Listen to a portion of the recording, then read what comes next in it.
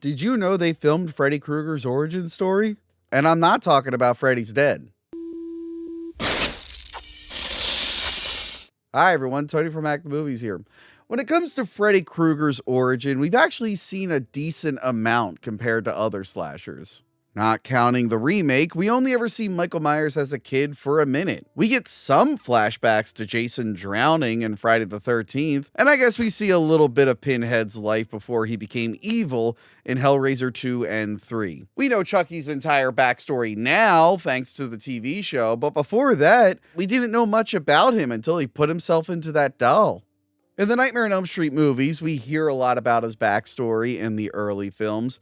We get a flashback to his mother being attacked in Nightmare Part 5. We get to see him prepping to kill a kid as the Springwood Slasher in Freddy vs. Jason. And Freddy's Dead showed him as a kid, a teen, a family man, and we even got to see the day he died. Then open up, and you shall be forever. What if I were to tell you there exists an episode of television that shows Freddy Krueger's trial and his murder?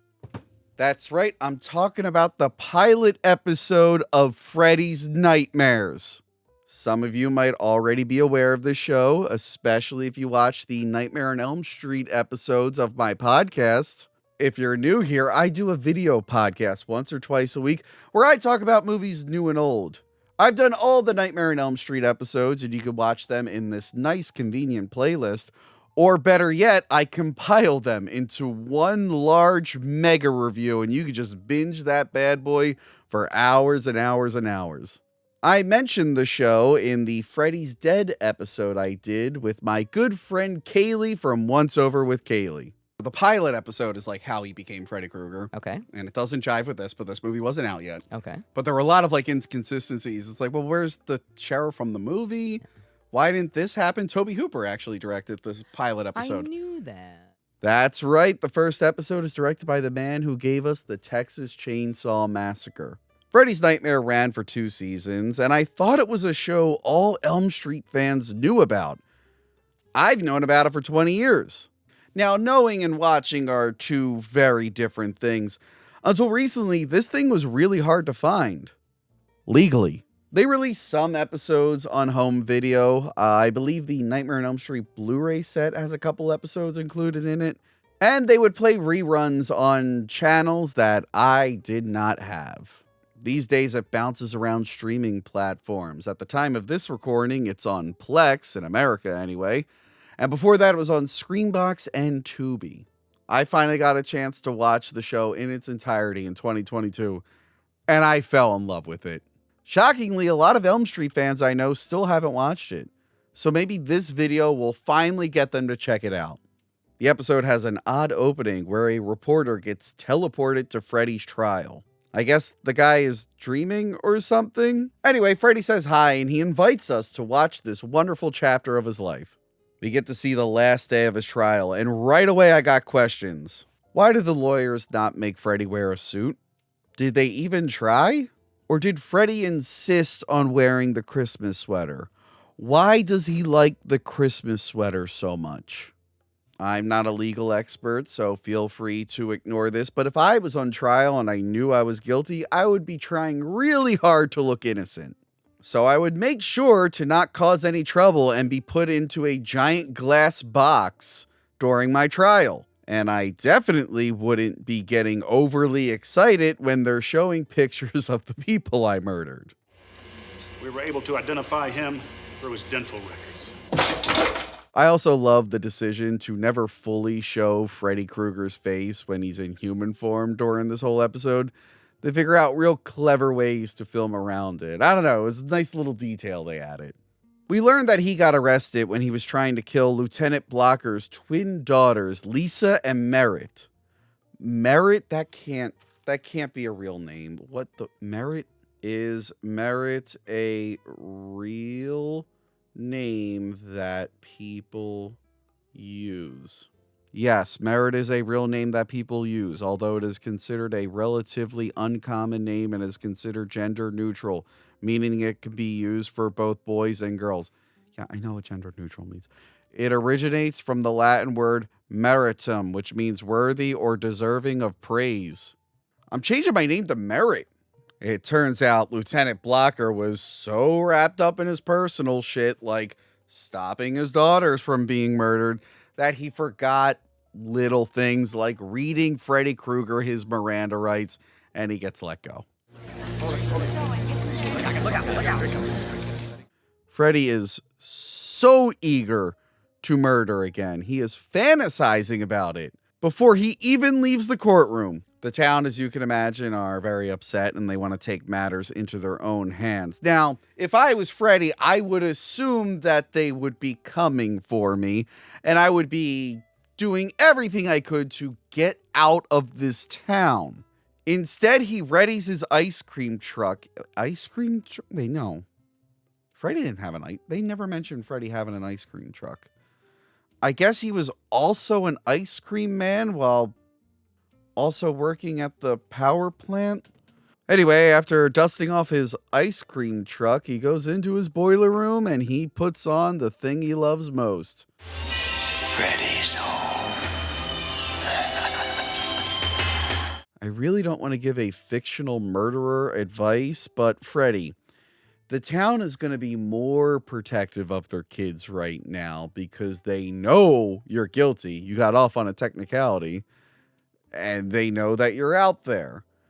So I would wait like a month or two, or like I said, leave town to a place where no one knows who you are.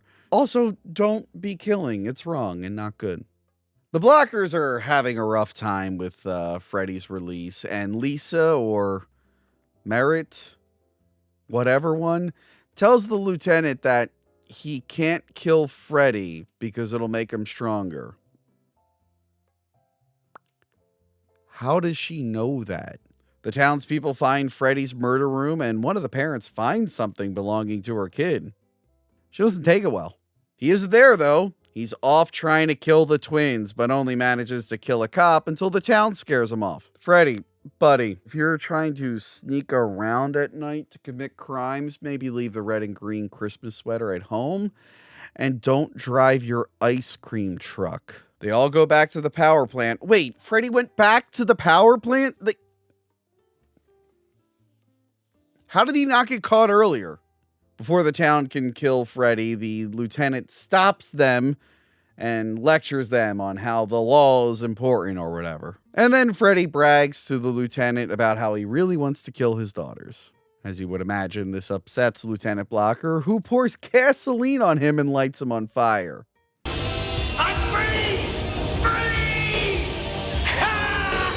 Freddy seems really excited about this, like he knew it was going to happen and he wanted it to happen. It's like he knew that if he were to get burned alive, he would become the host of a TV show, and he's just eager to get there. Freddy is super stoked to be the host of a TV show, and he cannot wait to send more nightmares to Springwood. The first person he plans on attacking is, you guessed it, Lieutenant Blocker.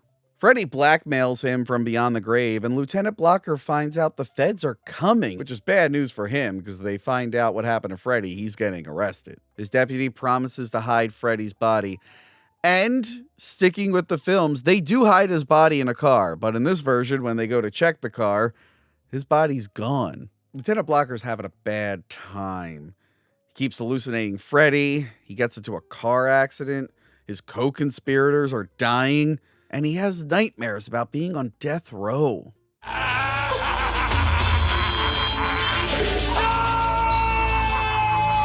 To make things worse, his daughter Merit is being possessed by Freddy and mocks him.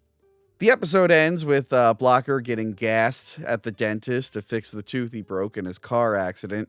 And at first, things start off pretty good because he's hallucinating a hot lady nurse.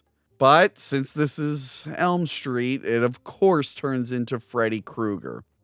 And I think this is the only time we've ever heard Freddy sing his nursery rhyme. 1, 2, Freddy's coming for you. And I know for sure it's the only time we've ever seen Freddy use the dentist equipment version of his glove. And the episode ends with Freddy Krueger threatening us. Now, you may have noticed some inconsistencies with this origin and the films. In this, he gets let go because his Miranda rights weren't read. In the films, they mentioned that his search warrant was signed in the wrong place. Also, the show is clearly set in the year that it was made, not 20 or 30 years prior like it is in the films. And probably the biggest absence in this story is Lieutenant Don and Marge Thompson from the first film. They were clearly part of his murder. Hell, they kept his glove. Now, out of all the episodes of the show, only 8 are actually about Freddy Krueger, and all the others, he's sort of like a horror host, like a Crypt Keeper type character. I plan on reviewing the rest of the Freddy-centric episodes because the last one explains all of the continuity errors between the show and the film. So stay tuned for that in the future. Or you can just watch my Freddy's Dead episode. I kind of spoil it there. Or you could just watch Freddy's Nightmares and just enjoy it for yourself. Make sure to like, share, and subscribe, and please check out my show. Start with those Nightmare on Elm Street episodes. If you're an Elm Street fan, I think you'll really enjoy them. If you like slashers, we've also done pretty much all the Halloweens, all the Friday the 13ths.